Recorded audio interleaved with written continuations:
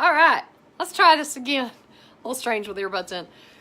Facebook has done this thing where when you're interviewing people, sometimes you get a really bad echo if you don't have earbuds in. So for those of you who do lives with other people, which is super fun.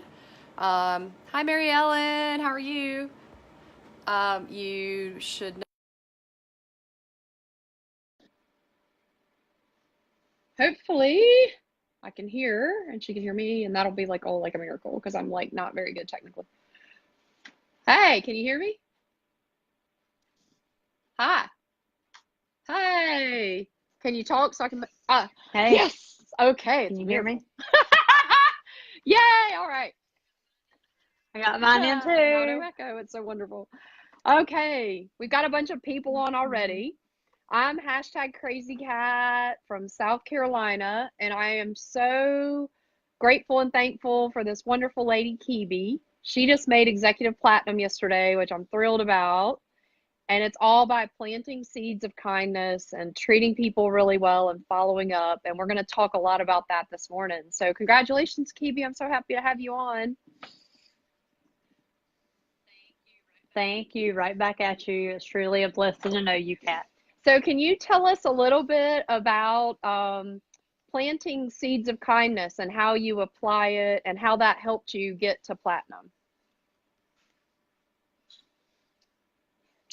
Yeah, it's just about taking care of people, treating them right, serving with your heart. I know everybody knows that feeling. We can serve from a place of me, what I want to gain, or we can choose to serve the person to how we can benefit them. So you just really have this choice to make. You can either go this way or you can go this way. And if you go this way, where you're really serving the person, it can be a little slower. I talk about the turtle a lot. If you take any of my trainings, we talk about the turtle. And, the turtle has good things and bad things. We can roll over like a turtle and just have fear. That's bad. Or we can just move at a steady pace and continue to plant and continue to do the things we want to do, right? And we need to do. And there's a finish line. So the turtle always comes in, usually wins, because he's not going to stop the turtle. The turtle's going to keep going, staying persistent. So I think it's about having that choice of, do I just take care of myself and my family, or do I go this way and make the choice of, I want to come and serve that person? So how can I benefit my customers? How can I take care of my customers? How can I treat people right? Even if I don't get the sale right then, because we Yep. win some and lose some, right? But even if I don't get it right then, if I plant with kindness, they always 100% come back and say, hey, Kebie, will you take care of me? Will you help me? Because I remember how you treated me, right? And by the way, I'm a work in progress. I am not any expert, but I do try to use the gift of kindness anytime that I'm serving others. I try to put myself in their shoes, and I try to ask myself, how can I benefit this person? I'm always asking myself Awesome. that. So back Thank to you, you. Kat. And it feels really good when you're sowing those seeds of kindness, and regardless of whether somebody buys from you or somewhere Mm-hmm. else, it feels really good. One of the things too in this business that holds a Mm-hmm. lot of people back and held me back, and that we were working on, are fears. Right? We've talked a lot about the internal bully and how the bully can be so difficult. So how Mm-hmm. tell us a little bit about your struggle with the internal bully and how you overcame it, and give some words of wisdom to those who may be fighting with theirs. Yeah, so the only way to overcome any type of fear inside, which we all have, I mean, those are deep rooted usually from childhood, is through coaching and training. So either you go the route of getting a therapist to break through some things, which therapists, they coach you in the past. So a therapist is going to bring up your past, talk through the past, may even blame the past, whatever they're doing, their method of treatment for you. They always focus on the past. Coaches, good coaches and trainers, coach in the future. So yeah, we talk about the issue, we talk about the problem, but we're ready to move forward. We're going to coach into, how do we deal with this fear? How do we break free from this fear? And hey, it's a lot of work. When you start talking about breaking chains off of your life, this is a spiritual stronghold, and you can't just do that in one training session. It's truly a lot of talking out things, crying, getting through things, and really confronting it. So for me, I had a lot of fear of rejection when I started in the industry of network marketing, which this applies to anybody in any industry, any sales industry. You're going to have rejection. You could have rejection just at your job. Maybe you want to promote in your job, but you have a lot of fear, maybe fear of success, fear of loss, whatever. That's around us everywhere. But when I got started in sales, I had a lot of rejection fear, meaning I worried about what my family thought of me. I worried about what other people thought. And I took it very personal when people didn't join me. So I was like, you wouldn't do business with me, you're not my friend, which is not true. I have friends who do hair, but I don't go to them.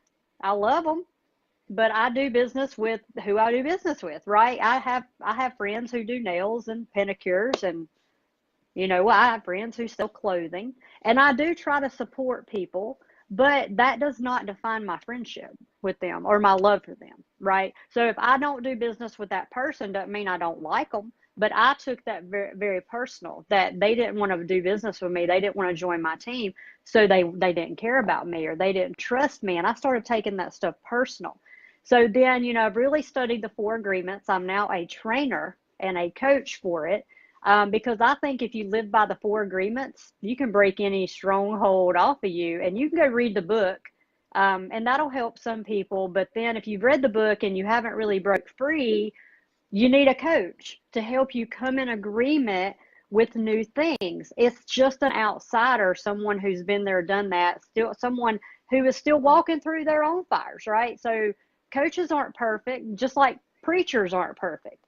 If a preacher was waiting on the perfect time, he'd never preach, right? We all have our issues, but it's the delivery. And some people are truly called to train, or truly called to coach and help mentor people, and some aren't, and that's okay. But to answer your question, Kat, the way I overcome fear is I got a coach.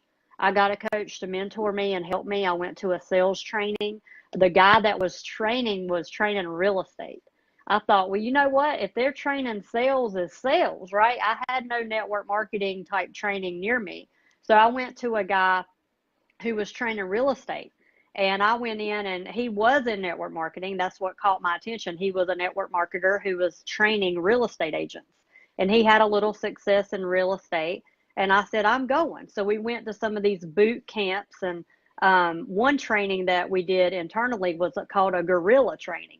So it was kind of like an in-your-face type boot camp to break off that rejection stuff. And that's the only reason I can't attribute anything else for me staying in my first 30 days of network marketing. Otherwise, I would have quit.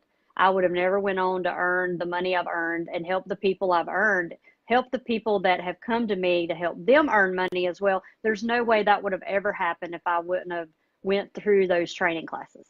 So That's awesome. back to you.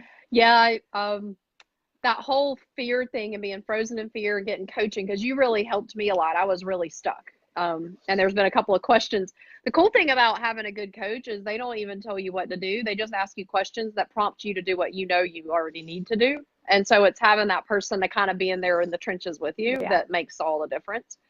But one of the things that I went through several times was being completely frozen in fear and just like stuck. You know what I mean? And then always think about getting back to the basics. And when you get back to the basics, like gratituding and Bible reading and really, you know what I mean? And then getting back to following your daily 5, it makes such a difference. So you want to tell us a little bit about like when you're stuck, how you get unstuck, or what your advice would be for people on that? Yeah, of course. And then I'll kind of ask you a question, because I know when you came to me, we were talking about fear, and you really wanted to help kids and bullying. I don't know if you remember that, but I jotted it down, and that was like your vision way, way, way long ago as we've evolved. And now circle through where vision's always the same, but just helping people with bullying because of the experiences you had. So we're going to talk about that. But to answer your question with how I stay the course, I've just learned through maybe I don't know what books I've read, but just through the fact that if you take action, it does not matter if it's perfect. It doesn't matter if it's your upline approved. It don't matter. Like all that stuff don't matter. What matters is you take consistent action. Again, going back to the turtle. The turtle's slower, but he's taking a step. He's taking a step. If you're always taking a step, I think it's Oprah that says one step ahead is moves you towards your goal, just one more step. But we're always focused on the goal way, way, way out here. We're like, oh my gosh, that's so unreachable. Like, oh my gosh, platinum, no way, I couldn't get there. I'm trying to get to Builder 500, and that's what people are thinking out here. Why not just take a step to gaining a customer? Take one step, one more step. We use the cycle sheets. So I teach you guys, if you put 3 people on there that you talk to and you put through the system, is that not better than you did last week? So I'm big as well on celebrating wins. Always focused on the win instead of the loss. But what do we do as humans? Oh gosh, I did nothing today. I was just a lazy poo pot, like I was. And so here we go, declaring over ourselves and speaking that negative over ourselves to where we feel inferior, we feel worthless, and like we're not good enough, right? So that's that internal bully. Why don't we focus on, well, what did I do good today? What did I do right? Did I think positively? Did I call a customer? Did I check on a teammate? Did I recruit a new person? Did I at least try? Did I get online and do the right thing, right? So it's about taking a step ahead. And so many people too, they have this analysis paralysis. I'm telling you, I train social media coaching, and there's always 1 or 2 that I swear they're still dissecting how to do a Facebook story versus just posting. I'm like, just flip and go post. Okay, so that's just me. I'm just like, pull it up and do it right now. I'm gonna make you do it. And they're still like studying it. Well, it's not spelled right. Oh my gosh, post it. Just post it, So a lot of times we're in this perfection mode. And let me tell you, you're never gonna be perfect. Yep. Not gonna happen. So quit waiting on it, because the longer you wait, it would just be like if you were going to go drive to the store. You get in the car, you're going to try to drive perfect to the store. No, you just drive to the flipping store. You'd be stuck there in the garage still, right? Like, we've got to take action and move forward. The only way to overcome fear is to take action, period. So do the things we're scared of doing. And I know what I was going to tell you. So when you came to me, I'm like, you jump out of planes and you want to talk to me about fear? Like, I was like, what the heck, But the thing is, we all have fear in different areas. Yeah. So it doesn't matter like what it is. So I hear people say, well, I could never, talk to a doctor about my business or a lawyer because, they're so educated. Yeah, well, they still have fear too. They may be good at what they're good at, right? But everybody has fear somewhere, so we can help people overcome that. So back to you, but before that, let's talk about you and your internal bully and where that comes from, even from when you were younger. So you talk about your passion real quickly in helping kids, especially online, because this is like a whole new ball game we don't know. You and I follow Gary Vee, and thank God he's out there talking to kids, because people don't know, like, we're giving our kids cell phones and they're online and we're not training them because adults don't know. We don't know what to even expect. We don't know what's going out there, but there's a lot of bullying online. There's a lot of real bad stuff. There's real good stuff, but there's real bad stuff. So if you talk about that passion real quick and what you're going to be driving in your coaching. So when I was a kid and when I was younger, we were a little bit awkward and weird, and we didn't have a lot of money, like a lot of people. But I used to overhear people talking about me. So there's bullying where you come up and they attack you physically or verbally. And there's also social bullying where you get left out, ignored, talked about. And I was always a quiet kid and I just wanted to read. I know that's probably hard to believe with seeing me online now, but I'm really kind of a quiet person, and I just like to be around people that I like. And it goes back to when I was little and I would overhear people talking and saying, well, don't believe her because she always lies, which I didn't lie. My stepfather would tell us we were going to do something and then we would not have money to go to Disney or whatever. And I always just constantly went around like feeling Mm, like I was left out, if that makes sense. So then fast forward, I'm really yeah. sensitive to people being left out and I can't stand that. So I'm really sensitive to social bullying. But that also held me back in this business and getting going because I worried about what people thought. They were like, well, she was the interim CFO and here she has this big accounting job and this huge career. Why would she leave that to live in the middle of nowhere, right? I'm getting time with my grandparents, which is awesome. A lot of people think I've lost my mind, and that held me stuck, and you helped me through that. So because of the bullying and Hmm. and then because you get bullied and then you tell yourself really awful things that keep you from going to where you want to go, I have a real passion for getting with like the young people and helping them realize that being kind to others, being kind to yourself especially is so important because everything we say and do is a seed. And if you don't ever want to speak something over yourself that you don't want Hmm. to be true, like don't ever call yourself, we call ourselves stupid, we call ourselves ugly, we call ourselves whatever, right? And it's awful. Right. When you say that, it comes back and then you hear it over and over and over. And it's just the bullies, the mean bullies and your face bullies are now in the phones and you take that home with you. So you can't ever get away from them. And so if you're a person who is sensitive to social bullying or internal bullying, being around it all the time, you just like what tools do they have to realize how great they are? So that's where I'm kind of playing around now and trying to get out and reach the young Hmm. kids and just be like, Hmm. you know what? I'm almost 47 and I run around like a crazy person because it's fun to act like you're five and who cares what anyone else thinks? If you're happy with what you're doing and you're confident in yourself and you feel like you're helping other people, then who cares what anybody else thinks, right? They can just go on. So, yeah, I love the young folks. I love everybody. I don't want anybody ever to feel bad about themselves or to feel bad in general or to be treated badly or left out. It just breaks my heart when that happens. It really does. Yeah. Yeah. Yeah, and then there's a fine line with that too, that you can't please everybody. So then you get Yes. into that people please thing because you're wanting to make sure, oh, I don't want to make sure. Because then there's a fine line that you can't please everybody and make everybody feel included either. So there's like a fine line. And then also you're talking about the seed of what we speak over ourselves. The other part of that is that if you're around people sowing bad seeds into you, I wrote a whole chapter about this in my book. It's called Connecting with Right People. If you stay connected with wrong people, meaning they're sowing bad seeds into you with what they're speaking, God can't bring you the right people because you're still Right. messing with the wrong ones, right? So we have to be very careful about guarding our hearts, ears, minds, eyes, everything we see, everything we hear. So not only are we focused on us, what we're speaking over us, but we have to be careful what's coming in, even through Yep. television, radio, um, sources like email, like spam, that stuff. It's coming in. It's coming in all day. We're inundated with messages, and it is going in our subconscious, and it creates this. It creates this, and that's why I feel very strongly that young people need a training class before they Yeah. can get I online, agree period. with you. What to expect, what to look at, where to go. Because you're right. If Hmm. you've been socially bullied, you want to be accepted Yes. and you want to fit in. And there's a lot of really bad trollers out there looking for that. You know what I mean? And you could go down a bad path really Yeah. fast.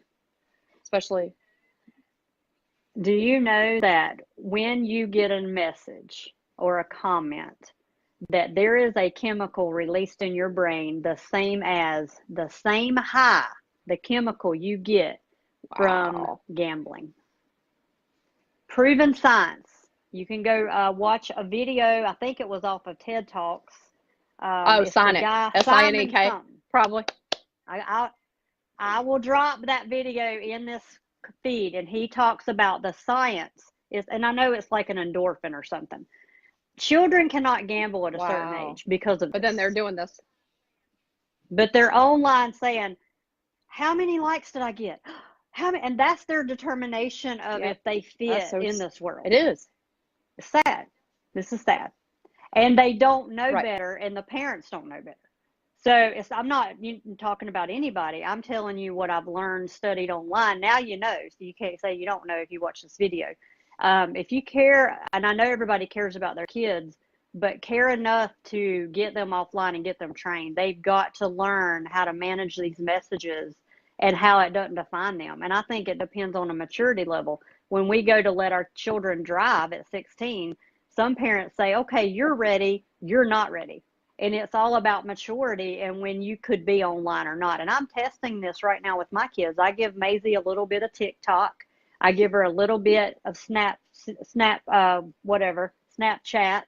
But the thing is, I've already took it away from her because she has a private account. She's still going out there and hearting stuff and liking videos. And I'm like, no, ma'am, you're 11. Yeah. You don't need to watch this. You don't need this. She's not ready. So we just got to be careful out here online. And what it's causing and creating is low self-esteem, even to suicidal tendencies or suicide. This is really, truly happening. I actually was just listening to Jimmy Evans yesterday, and he was talking about peace and how you get true peace. And it's by sowing seeds of kindness and love. We're all looking for this internal joy, but we're like asking for everybody else to give it to us. You get that by loving others, right? The way it's talked about in the Bible. But he was saying that the number one disease worldwide is depression. Number one. That's crazy. And it's all this me monster worried about what other people think instead of going and living your purpose. Yeah. Helping somebody else. Helping someone else. Yep. It's crazy. Yeah. The same chemical that's released in gambling, that high, or just winning, or even walking on the treadmill, getting that energy high, is released when you help people and you have that reward. Same win. We can go get that chemical that our body wants. We want that high. We want that reward. But where are we getting it? Yep. Where are we feeding it? Right? So that's awesome. Great message today. I hope you clip it and trip it and do all your stuff, your magic. I will, for sure. And I'll be doing a few dances for Clemson when they win tonight. Oh, well, congratulations, Coach. It's well deserved. And you're an inspiration to all of us on how we can grow this business in a really awesome, methodical, organic garden way, which is like, it feels really good. So thank you. Yeah, we appreciate you. Bye. See y'all.